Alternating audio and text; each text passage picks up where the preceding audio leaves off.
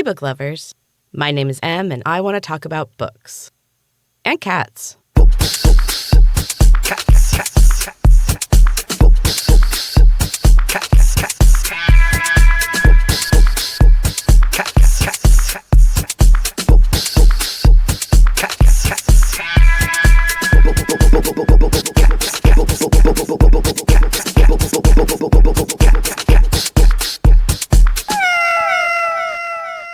Welcome back, book lovers. I hope you all had a wonderful summer. Mine was pretty good. Not as eventful as usual, but I got lots of family time and had a lot of personal growth. I took some time to start another podcast. It's called Where's My Purse? It is a podcast about women with ADHD, which I have recently found out that I have. If you want to check it out, you can find it anywhere you listen to podcasts. Where's My Purse? Or you can go to where's-my-purse.com. I did get to do one of my favorite things this summer, and that was reading by the fire.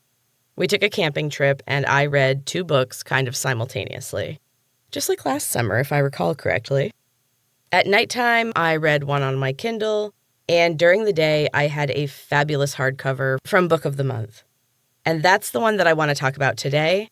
Let's talk about What Lies in the Woods by Kate Alice Marshall. This book was pretty excellent. I expected it to be a certain thing.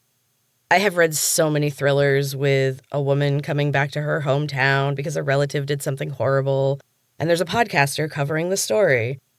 And I will admit that that is still a massive part of the plot of this book. But there's an extra piece to this mystery and confusion, and it makes all the difference. The story centers around a trio of girls, now grown women, who went through a horrible ordeal when they were young. They were out in the woods and they were attacked. Our main character, Naomi, was stabbed over and over, and the other 2 girls, Liv and Cass, fled and found help. Miraculously, a friend of the girl's brother found Naomi and carried her back down the trail to the road. She survived, obviously. They caught the man responsible, and the girls helped put the man, who they also believe is a serial killer, behind bars. So now the girls are grown up, and each have followed their own path. Cass was the more well-off girl whose dad was the mayor. She stayed in town and built a successful business, and she's raising a family. Liv remained living with her parents. She was deeply affected by the attack and just never really got over it. She was often contemplating suicide and had attempted in the past.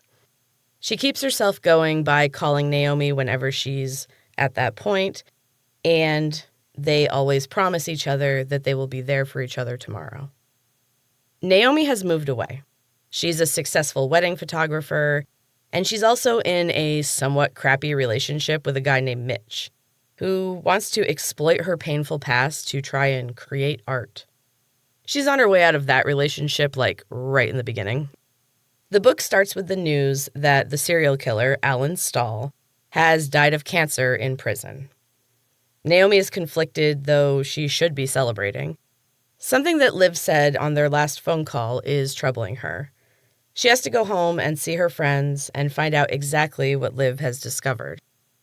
Not to mention she also has to go visit her dad, who she has a very troubled relationship with. So, she's not exactly looking forward to the trip. Going home is always a somewhat haunted experience. Things are so very familiar, but they're just a little off, you know? And, of course, then some things are just wildly different. Plus, things in town have already been stirred up by the death of Stahl. The old story and the memories are already floating around. And, of course, there's an outsider snooping around. A podcaster named Ethan is building a story about Stahl. More so, though, about his victims. He's asking some very tough questions, and many of the townsfolk are turning against him. Naomi is attracting more attention than she would like, and some of her encounters with people from her past are jarring. And she feels more and more like she is an outsider. Her friends are also acting strangely, but in different ways. Both leave Naomi just feeling even more adrift and alone. And there's also a new police chief with something to prove, who has a few questions for Naomi and her friends as well. Things get wild pretty quickly in this book, and the pace just never lets up. There were a couple of predictable moments, but it really veers away from those, and the ending is excellent. This is a really satisfying thriller, and if you can read it by a fire, even better. I definitely recommend What Lies in the Woods by Kate Alice Marshall. Hey, book lovers. As you all know, I'm a huge animal lover, and I have a house full of furry friends. Given the name and content of the podcast, I have to assume that some of you do too. I'm also going to assume that you love spoiling your pets because, well, is there anything better?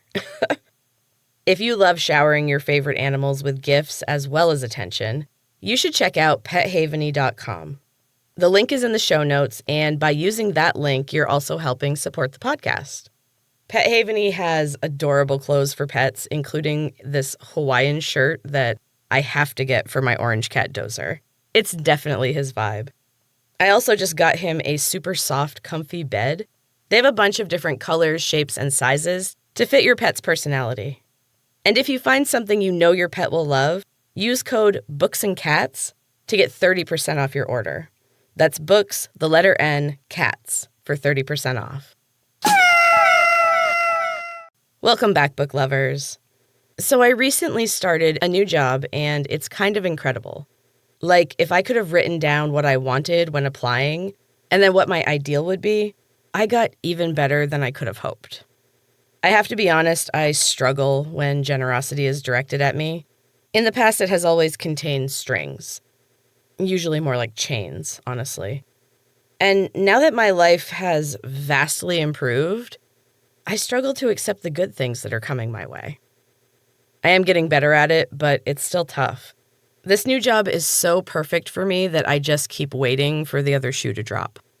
And so that kind of got me wondering where that saying came from. So I did a little Googling, and I found that in the tenements of New York City in the late 19th and early 20th century, apartments were built with bedrooms on top of one another. It was common to hear your upstairs neighbor take off a shoe, drop it, and then repeat the action. It became shorthand for waiting for something that you knew was coming. And continuing with the wordplay, this week's quote of the week, well, quotes, because there's 3. They're all from unknown people, and they are all focused on happiness. Is there anything better? So the first quote is, "Always keep your chin up, otherwise you're just staring at your boobs all day." That one makes me laugh. I love it. The second quote is, "Some people call me crazy. I prefer the term happy with a twist." I like that one. And finally, never let anyone treat you like your regular glue. You're glitter glue. And I love glitter glue. When I was a theater teacher, that was my favorite thing. So that's all for this week, book lovers. Thank you so much for listening. If you like what you hear, please give a follow, a review, wherever you listen to podcasts, as well as on YouTube, Instagram, just anywhere you can. It's all greatly appreciated, and it helps so much. And of course, tell your friends if they love books and cats as much as we do. I hope you all have a beautiful week, book lovers. And until next time, keep reading.